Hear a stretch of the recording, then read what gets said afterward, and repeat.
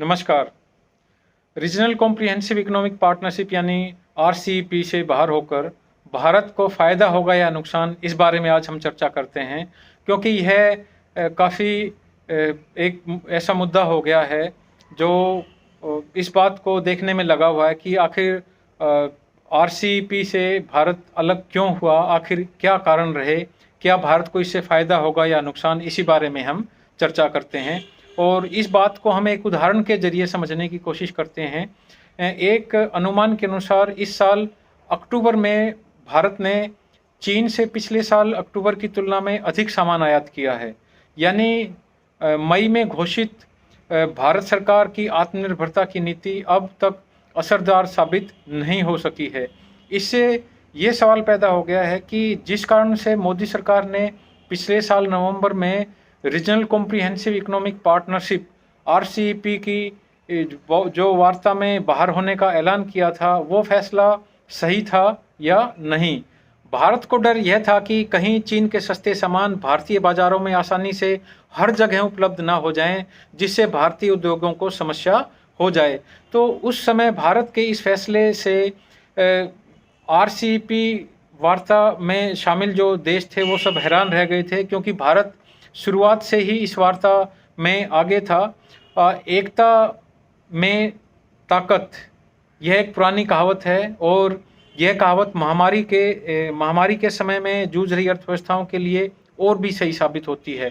RCEP देशों के बीच हुआ समझौता एक मुक्त व्यापार समझौता है, जिसका उद्देश्य आपस में टैरिफ और दूसरी जो बाधाएं हैं उनको कम करना है।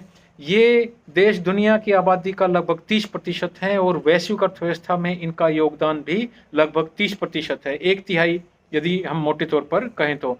इनमें चाइना और जापान जैसी दूसरी और तीसरी बड़ी अर्थव्यवस्थाएं भी शामिल हैं। ये यूरोपीय संघ से भी बड़ा ट्रेडिंग ब्लॉक है, वो यूरोपीय संघ से भी बड़ा ट्रेडिंग ब्लॉक बना है। तो आरसीईपी में 10 दक्षिण पूर्व एशिया यानी कि आसियान के देश हैं। इनके अलावा जो दक्षिण कोरिया, चीन, जापान, ऑस्ट्रेलिया और न्यूजीलैंड भी इसमें शामिल हुए हैं। तो आसियान के जो 10 देश इसमें शामिल हैं उनमें हम कह सकते हैं ब्रुनई है, Indonesia, Vietnam, Verma, Philippines, Singapore, Thailand, Malaysia, Cambodia और लाओस। तो आरसीईपी के सदस्य देश जो गैर सदस्य देशों के साथ साझेदारी करने के बजाय आपस में और एक दूसरे के साथ अधिक व्यापार करेंगे। आसियान देशों के साथ दक्षिण कोरिया, चीन, जापान, ऑस्ट्रेलिया और न्यूजीलैंड के फ्री ट्रेड एग्रीमेंट पहले से ही हैं।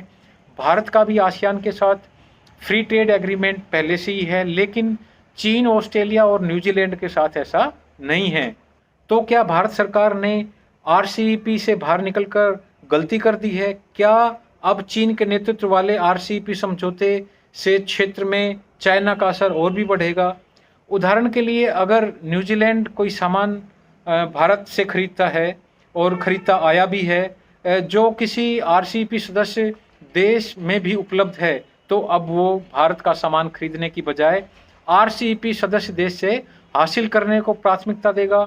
ऐसा क्यों करेगा? क्योंकि वो उसे कम टैरिफ की वजह से कम दाम पर मिल जाएगा, यानी कि लेस प्राइस पर मिलेगा।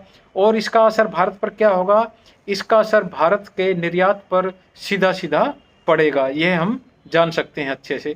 इस डील में भागीदार बनने पर भारत में आयात की जाने वाली 80 से 90% सामानों पर इंपोर्ट ड्यूटी कम हो जाती। यदि हम इस डील का हिस्सा बन जाते तो हमारे यहाँ इंपोर्ट की जाने वाला जो सामान है 80 से 90%, उस पर इंपोर्ट ड्यूटी कम हो जाती।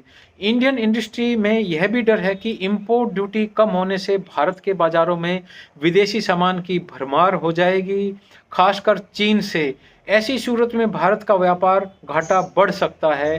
भारत का आरसीईपी के अन्य सदस्य देशों के साथ भी व्यापार घाटा लगातार बढ़ता जा रहा है। तो भारत के आरसीईपी से अलग होने के बाद आरसीईपी की चमक धूमिल सी तो जरूर हुई है। आरसीईपी का मुख्य लक्ष्य भारत के विशाल बाजार पर पहुंच बनाने का था। बाकी दुनिया के लिए भारत की 1.4 अरब की आबादी एक बड़ा बाजार है, जिसके नागरिकों की आमदनी पिछले कई वर्षों से 6 से 8% की दर से लगातार बढ़ रही है। इससे भारत को अपनी आबादी के रूप में एक बहुत बड़ा फ़ायदा मिलता है, जिसके पास युवा ग्राहकों की बहुत बड़ी तादाद है और ये ग्राहक दिन ब दिन अमीर भी हो रहा है। जैसा कि हमने बताया आपको, 6 से 8% जो आय है वो बढ़ रही है लगातार।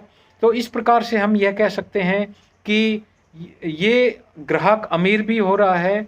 इसके अलावा कमज़ोर घरेलू उद्योगों की वजह से आज इस युवा ग्राहकों के बाज़ार की अपेक्षाएं पूरी नहीं हो पा रही हैं, क्योंकि इनकी अलग अलग मांगों को घरेलू उद्योग पूरा नहीं कर पा रहे हैं। तो मौजूदा जो इंडस्ट्रियल प्रोडक्ट हैं वो काफ़ी कम हैं।